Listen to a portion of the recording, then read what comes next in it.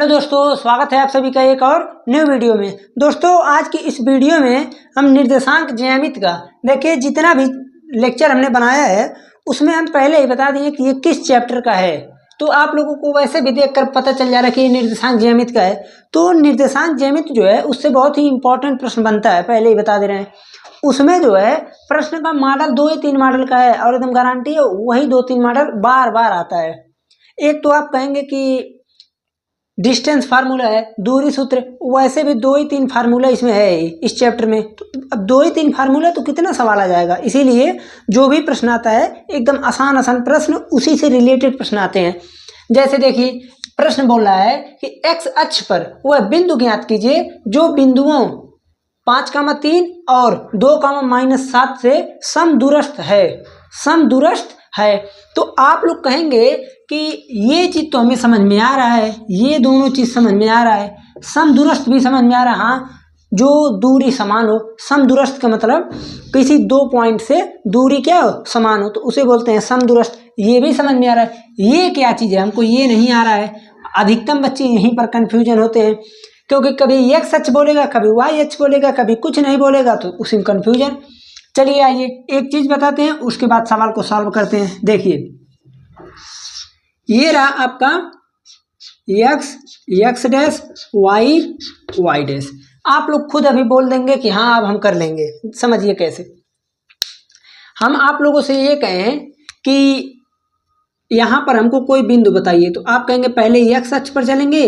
मान लीजिए ऐसे हम बना भी दे लीजिए, आप लोगों के लिए ये भी कर दिए, तो आप कहेंगे इस बिंदु का नाम हो जाएगा 2,3।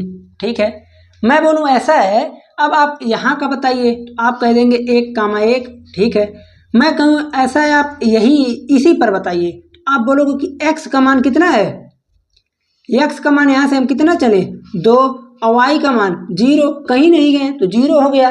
तो ये जो लिखा है इसका क्या मतलब है, आप कहेंगे x अक्ष पर यही तो है, x अक्ष पर यही है, और x अक्ष पर हम कहीं भी चले जाएं y की वैल्यू हमेशा 0 होती है।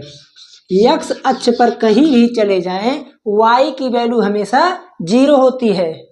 पहला चीज समझ में आ गया। अब दूसरा समझिए, अगर हम उसे छोड़ दें, क्या नहीं, अच्छा बता देते हैं। x अक्ष पर कहीं भी चले जाएं y की वैल्यू हमेशा 0, y अक्ष पर कहीं चले जाएं तो x की वैल्यू 0। कंफ्यूजन नहीं होइएगा। आप लोगों से पूछा है x अक्ष पर, तो x अक्ष यही है, और x अक्ष पर हम कहीं भी जाएंगे तो y की वैल्यू 0। तो आप यहाँ पर कहेंगे ठीक है, हमें बिंदु नहीं पता है तो हम लिख लेंगे x अक्ष पर बिंदु।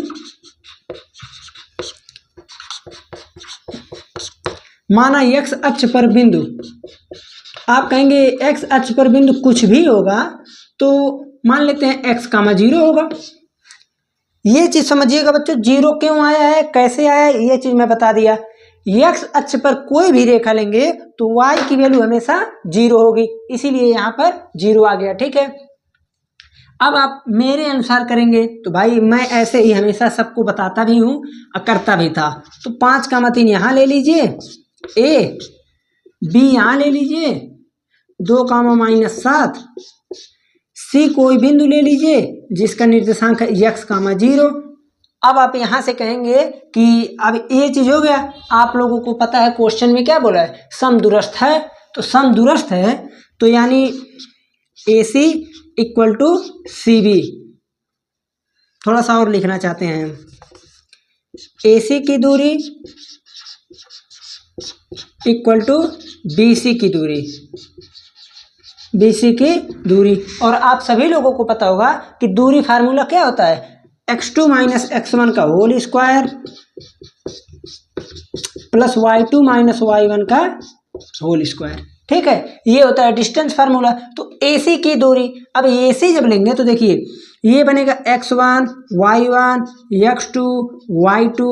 अब फार्मूला पुट कीजिए, √x2 - x1 x - 5 का होल स्क्वायर प्लस 0 - 3 का whole square equal to BC की दूरी। तो BC की दूरी बच्चों आप लोग बोल दीजिए, तो BC की दूरी मैं आप लोगों से जब पढ़ा रहा था तो वहाँ पर बताया है, चाहे x2 माइनस x1 लीजिए चाहे x1 माइनस x2 लीजिए, दोनों का बात सेम पड़ता है। तो आप BC ले रहे हैं, BC तो x माइनस 2 का होल स्क्वायर